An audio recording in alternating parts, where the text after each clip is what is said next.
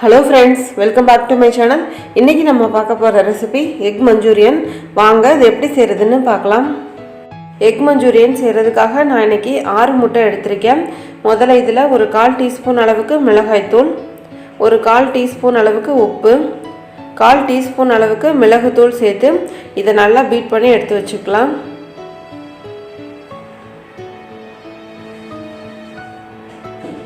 நல்லா இந்த முட்டையை மிக்ஸ் பண்ணதுக்கு அப்புறமா ஒரு ஆயில் அப்ளை பண்ண ஒரு கிண்ணத்துல இந்த முட்டையை ஊத்தி நம்ம இட்லி பாத்திரத்துக்குள்ள வச்சு ஒரு 10 ல இருந்து ஒரு 15 நிமிஷம் வரைக்கும் வேக வச்சு எடுத்துக்கலாம்.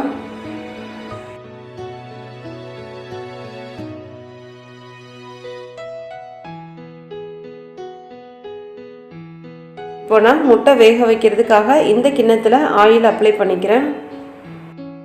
இப்போ மிக்ஸ் பண்ணி வச்சிருக்கிற இந்த முட்டையை இதல ஊத்திக்கிறேன். இப்போ தண்ணி ஓரளவு சூடாயிருச்சு. நாம வந்து இடியாப்பம் வேக வைக்கிற பிளேட்ல வச்சு நான் வேக வச்சுக்கிறேன்.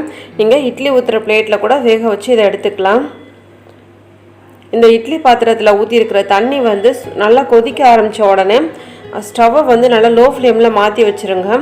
இல்லனா முட்டை வந்து அப்படியே பொங்கி வர மாதிரி வந்துரும். ஒரு 10 நிமிஷம் வெந்ததுக்கு அப்புறமா ஸ்பூன் இல்லனா ஒரு கத்தி வச்சு லைட்டா குத்தி பாருங்க. ஒட்டாம வந்துருச்சுனா நல்லா வெந்திருச்சுன்னு அர்த்தம். அப்படி லைட்டா ஒட்டுச்சுனா இன்னொரு 5 நிமிஷம் வச்சு எடுத்துக்கோங்க. நீங்க வெந்த உடனே அதை நீங்க திருப்பி போட்டு அதை எடுக்க ட்ரை பண்ணாதீங்க. ஒரு கத்தி வச்சு லைட்டா எடுத்து விட்டுட்டு ஒரு 5 நிமிஷம் வச்சிட்டு அதுக்கு அப்புறமா எடுங்க, ஈஸியா வந்துரும். முட்டையை வேக வச்சு எடுத்தாச்சு. இப்போ இத சின்ன சின்ன பீசஸா கட் பண்ணி எடுத்துக்கலாம்.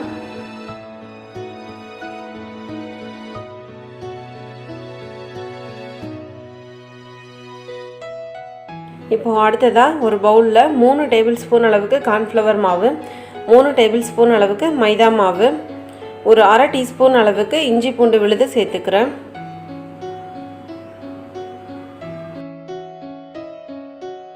அடுத்ததா ஒரு 1/2 டீஸ்பூன் அளவுக்கு மிளகாய் தூள் சேர்த்துக்கிறேன். ஏன்னா நாம முட்டையை வேக வைக்கும் போது வர ஒரு 1/2 டீஸ்பூன் மிளகாய் தூள் சேர்த்தோம். அதுலயும் நம்ம உப்பு மிளகு தூள்லாம் சேர்த்திருக்கோம்.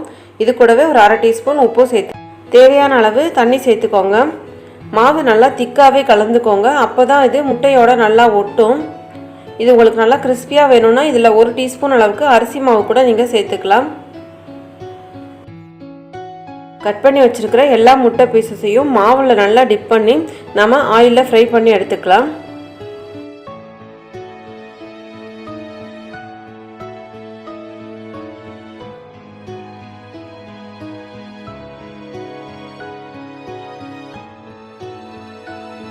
மீடியம் ஃப்ளேம்ல வச்சு இத ஃப்ரை பண்ணி எடுத்துக்கோங்க. ஃப்ரை பண்ணியாச்சு. இதே மாதிரியே நாம எல்லா முட்டையையும் ஃப்ரை பண்ணி எடுத்துக்கலாம். எல்லா முட்டையும் ஃப்ரை பண்ணி எடுத்ததுக்கு அப்புறமா இப்போ நாம மஞ்சூரியன் செய்ய ஆரம்பிக்கலாம். ஒரு கடாயில 2 டேபிள்ஸ்பூன் அளவுக்கு எண்ணெய் சேர்த்திருக்கேன். எண்ணெய் கொஞ்சம் அதிகமா சேர்த்துக்கோங்க.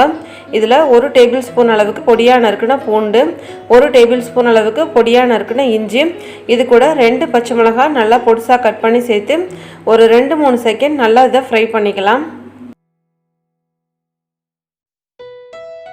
அடுத்ததா இதுல 2 பெரிய வெங்காயம் நல்லா பொடிசா கட் பண்ணி சேர்த்து வதக்கிக்கிறேன்.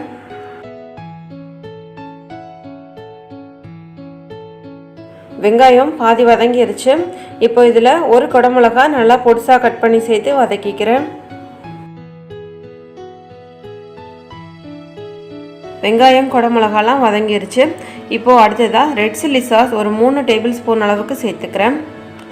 அடுத்ததா டொமேட்டோ கெச்சப் ஒரு 3 டேபிள்ஸ்பூன் அளவுக்கு சேர்த்துக்கிறேன். அடுத்ததா 1 டேபிள்ஸ்பூன் அளவுக்கு சோயா சாஸ் சேர்த்துக்கிறேன்.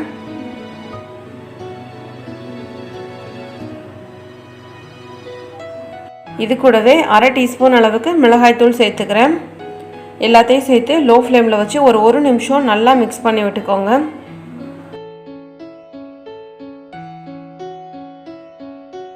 இப்போ 1 நிமிஷம் ஆயிடுச்சு.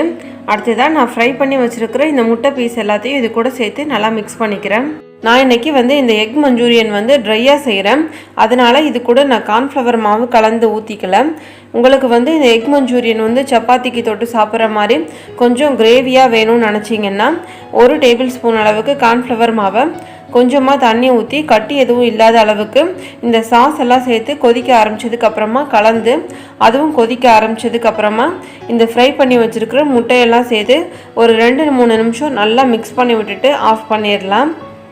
ட்ரையாக செய்கிறீங்கன்னா சாஸ் எல்லாம் சேர்த்து அது கொதிக்க ஆரம்பித்த உடனே நம்ம ஃப்ரை பண்ணி வச்சுருக்கிற எக் பீசஸ் எல்லாத்தையும் சேர்த்துக்கலாம். இப்போ இது எல்லாத்தையும் சேர்த்து ஒரு 2-3 நிமிஷம் நான் நல்லா மிக்ஸ் பண்ணிக்கிறேன். ஸ்டவ்வை நல்லா மீடியம் ஃப்ளேமில் வச்சு இதை மிக்ஸ் பண்ணிக்கோங்க. இந்த சாஸ் எல்லாமே இந்த எக்கோட நல்லா கோட் ஆகணும். இந்த சமயத்தில் உங்களுக்கு கொஞ்சம் உப்பு கரெக்டாக இருக்கான்னு செக் பண்ணிக்கோங்க. ஏன்னா நம்ம எல்லா இடத்துலையுமே கொஞ்சம் கொஞ்சமாக உப்பு சேர்த்துருக்கோம். இந்த சாஸ் எல்லாத்துலேயுமே உப்பு இருக்கும், அதனால் தேவைப்பட்டால் சேர்த்துக்கோங்க.